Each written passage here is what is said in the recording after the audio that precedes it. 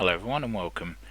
In this video I'll be showing you my top 3 freeware military aircraft for Microsoft Simulator. So we're just going to jump into it. Right, so everything I'm downloading today will be from FlightSim.2.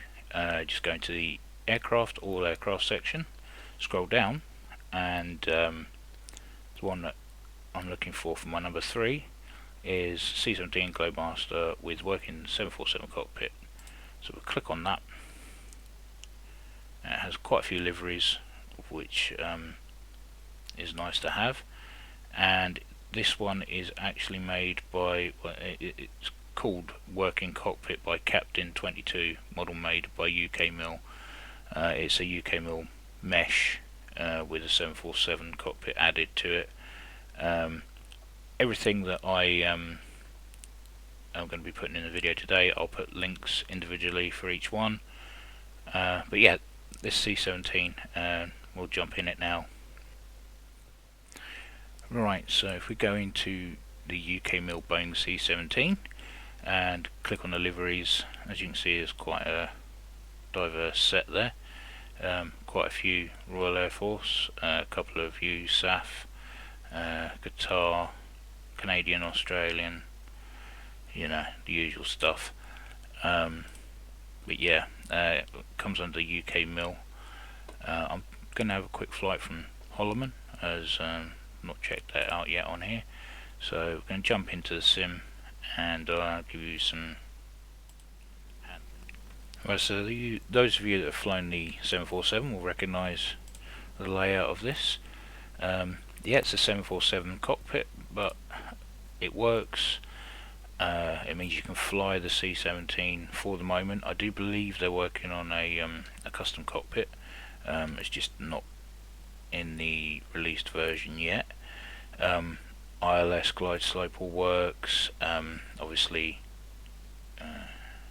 HSI and ADIs work, and all the functionality of the cockpit here works for the aircraft.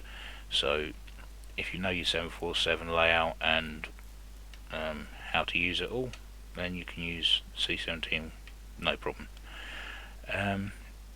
So let's have a look outside. As to be expected with a UK Mill aircraft, it's pretty decent.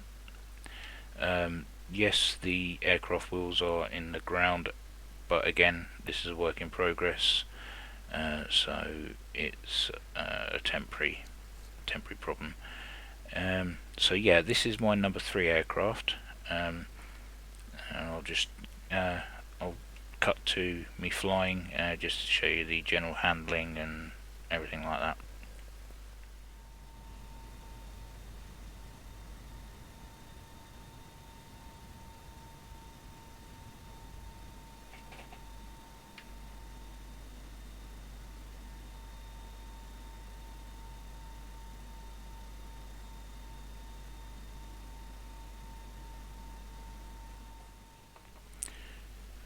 Well, I've been flying it around the White Sands missile test range and the Holloman test range, fiddling about with the autopilot, and everything works absolutely perfect. I can't fault it at all. Yes, again, it's a 747 cockpit, but if you can overlook that, you've got a perfectly good C-17 here to fly. And it's been a lot of fun flying it so far. I have been flying these anyway, but not as in depth, but this is my number 3, as I say. So we'll get on to my number 2.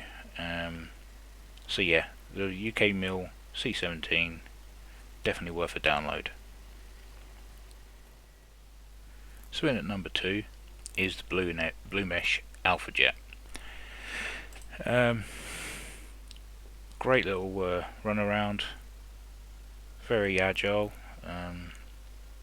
and it's come a long way since it first started. The cockpit actually looks half decent now, and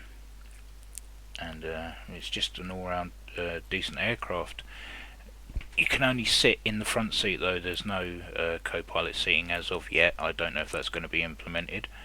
But yes, that's in at number 2, so I'll jump in the sim and let you have a look around. So here it is, I have it selected. I'm going to liveries. Got 4 to select from at the moment. So we've got the Patrouille de France, and a couple of French Air Force. I think one's a million hour livery in celebration of 1 million hours, and I think this one could be just just one that's been added by the maker. So we'll choose this livery and we shall jump into the cockpit. So we're in the cockpit of the Alpha Jet. There's not much in the way of clickability. You can't adjust altimeters. I mean, you can release the parking brake and things. I think the artificial horizon works and all that. This is just for show, and you can lock and unlock the canopy. Obviously, the animation of the stick and the throttle all work, but again, not much clickability. But I know that this is it's come a long way from when it first started.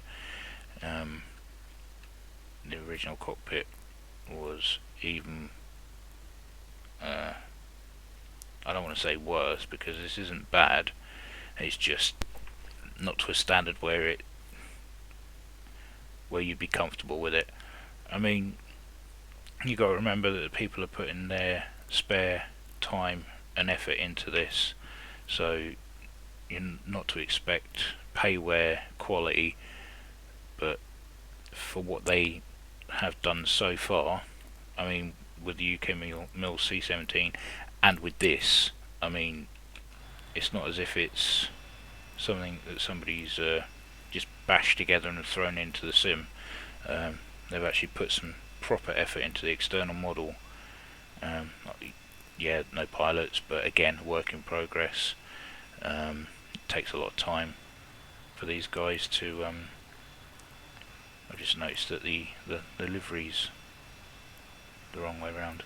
But yeah, anyway, little things like that. So, you know, don't expect miracles, but for the effort that they do put in, I mean, it's, you got to remember they're doing it off their own back and doing it for other people to enjoy. So just get in there, give it a go, enjoy it.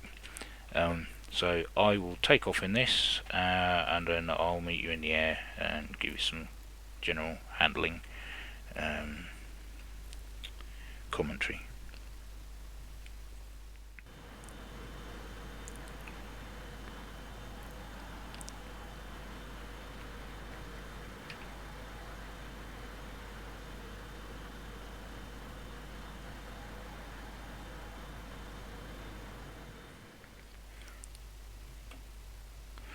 Right, so we're up in the air, trimmed out nicely.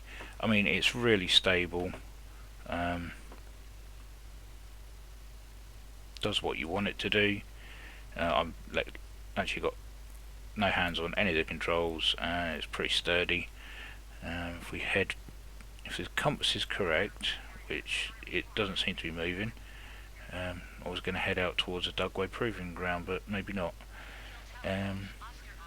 Let's do a couple of loops and some barrel rolls.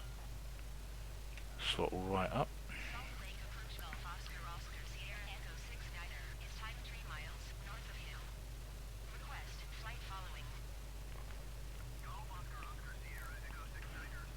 And this will be a lot of fun if multi-crew is implemented, and if a back seat is eventually modelled for. The altimeter and everything does work. So I mean, there's even gaps in the canopy here, but again, it's a work in progress. But it comes at number 2 on my list, mainly because there's not that many military aircraft on the site, but what there is of, they're pretty decent. So, yeah, let's jump into my number one. And so for my number one, not that one, is going to be, if you know me personally, which none of you do, know that it would be the MiG-15, simply because I love old Soviet tech. That's my real big Cold War thing, and I just fell in love with this the moment I downloaded and flew it. It only has one livery. The cockpit is very basic, but then again, the real one didn't have much of a cockpit anyway. But yeah, still a work in progress again, so not to be too harsh on anybody who's making it. And yeah, this is my number one. Sorry to disappoint anybody, but I absolutely enjoy flying this plane. So we'll jump into it now. So here we are inside one of Mikoyan Gurovic's most famous designs, the MiG-15. As I said before, the cockpit's very simplistic, as would the real thing have been of, and the gauges work, they're just not clickable. The gear's clickable, gear handle. That's about it really. You can open and close the canopy, and like I say, that's about it for the inside so far. As I say, this is still a work in progress, as is all the aircraft been so far. I've got the outside view, looking very nice in its base livery. Got your working air brakes, your flaps, 2 stages, and trims out quite nicely. So that's it from the outside. I'll get up in the air and we'll do some loops and stuff, and I'll show you how it handles.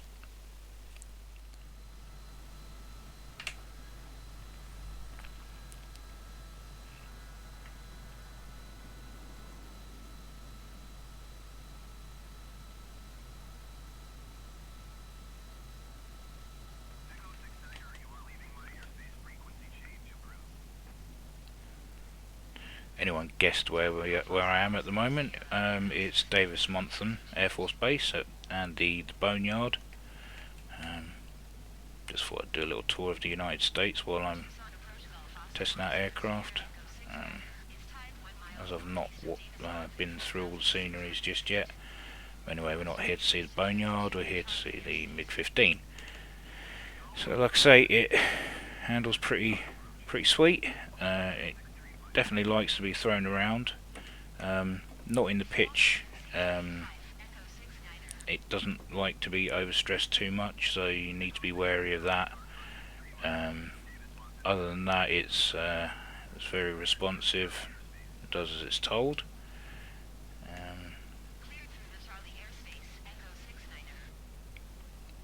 Okay. Going for the low pass.